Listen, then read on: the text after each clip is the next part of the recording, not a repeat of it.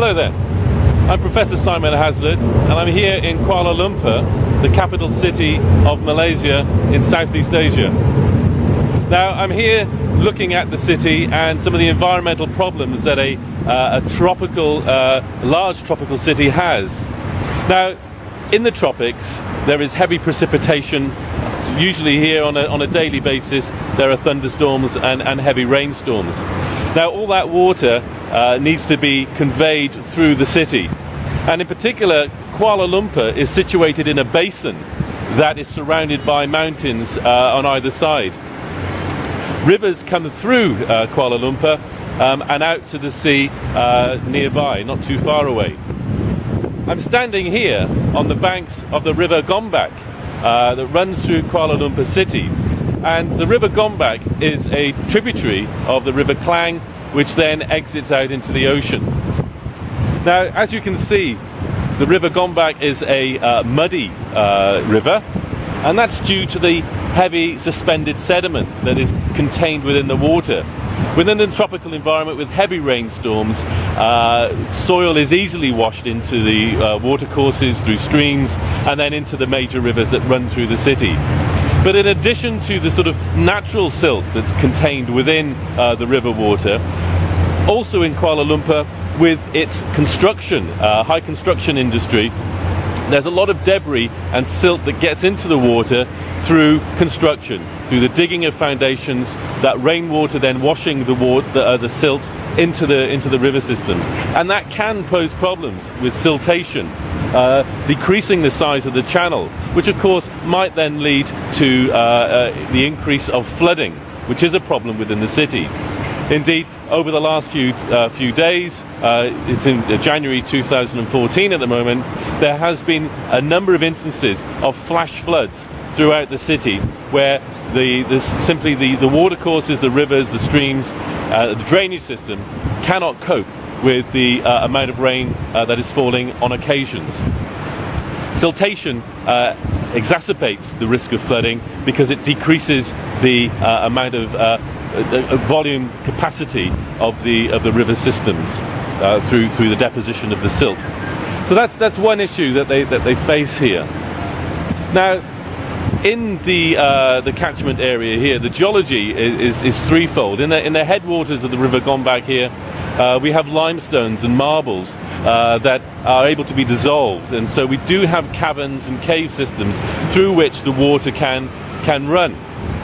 Once we come down here into the central part of Kuala Lumpur, the geology here is quartzites, and further downstream we have granite lithologies as well. So the rivers easily run across the surface. The rocks are impermeable, so the waters run on the surface. Further up the catchment, with the limestone terrain, we do have underground river systems as well, and sinkholes can be a problem in those areas. What we can see here is the river channel, but of course it is well engineered. You can see that it's been canalized, it's straight. We have engineered banks, and also you can see that on the margins of the river channel we have these sort of flat areas, these flat levee areas that have been engineered to carry the capacity of flood water. And we can see that on the far side there we do have concrete embankments which protect the buildings on the bank of the river. To protect the wall from being undermined, is also from the energy, to dissipate the energy of the river floods, river water. We do have these lines of boulders that are set out there to absorb some of the flow energy, to protect the banks from failing and to protect the property behind. So we do have this characteristic urban engineered channel to maintain the river during its normal flow, but also in times of flood to take the extra flood capacity and hopefully to prevent the banks being eroded, to protect the properties on either side. Now let's just wander along the river, because just upstream the River Gombak is joined at its confluence with the River Batu, which we'll have a look at.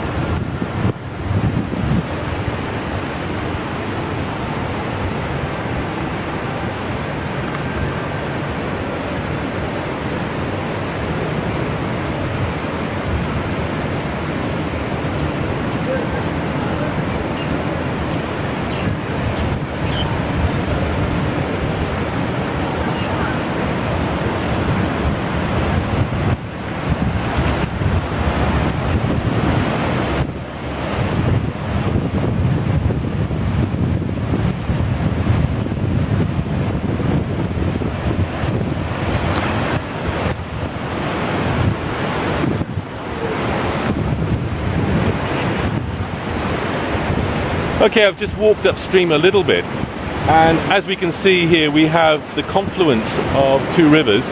On the left there, we have the River Batu, which flows down from northern Kuala Lumpur.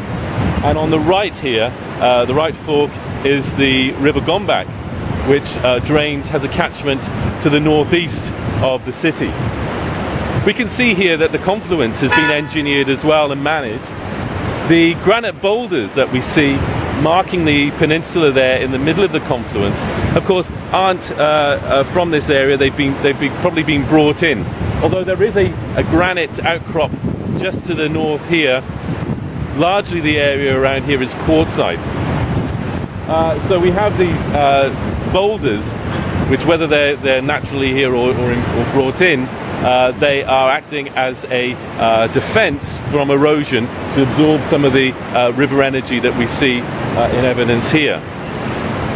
Now, we can also see perhaps another problem we have with the watercourses in Kuala Lumpur, and that is of river pollution. Now, we've got obvious river pollution here, close to where those fishermen are sat, in that we have debris floating in the river. And debris is a particular problem in rivers in Kuala Lumpur because, again, it can clog up the water systems, and that can also enhance the flooding capability of the rivers. Here it's not too bad. We've got an accumulation of floating rubbish in the river. A lot of this debris comes from direct dumping of waste into the river system, particularly around squatter settlements further up in the catchment. Now, those are on the decrease through management of the urban area, but there is still a problem of waste dumping directly into the rivers, which then manifests itself in these types of accumulations. So that is being dealt with slowly by the Kuala Lumpur planning authorities, but also hidden within the water, we do have problems with direct pollution from sewage and surface pollution sources. Now, so much so that at times can eutrophiate the water system. It can strip it of oxygen and have an impact on the aquatic life and animals that depend on the river system for food and to actually live in. Now, one way of bringing oxygen back into the river systems is to oxygenate it, either directly or, in this case, we can see that these cascades, these rapids, these are not natural features. They are engineered features that are put there on purpose, deliberately, to mix the water, to froth it up, and to put oxygen back into the water. And as you can see, it looks to be doing quite a good job. The water flowing over those cascades are very energetic. They're mixing, bringing oxygen back into the water. And just in this location, as I've walked up, I've seen evidence of aquatic life. There are water monitor lizards on the banks. There are egrets. There are herons. There are swallows, and all feeding on the water ecosystem. So perhaps these engineered cascades are doing what they're supposed to do. They are bringing life back into these polluted rivers right here in the heart of the city centre of Kuala Lumpur, to re-oxygenate them and to reduce the number of pollutants that are within them. So it's quite a fascinating example of the types of engineering, not just hard engineering, but also the more ecological engineering that's going on to maintain these river systems in the heart of Kuala Lumpur. The environmental issues then that we've just looked at here are flooding and how that is managed through the engineering works here, but also pollution in the form of debris and in the form of the pollutants in the water, and the schemes such as these building of cascades to oxygenate the water to reduce the impact of that water pollution. So it's a very interesting urban environmental situation here, and one that has to be closely managed.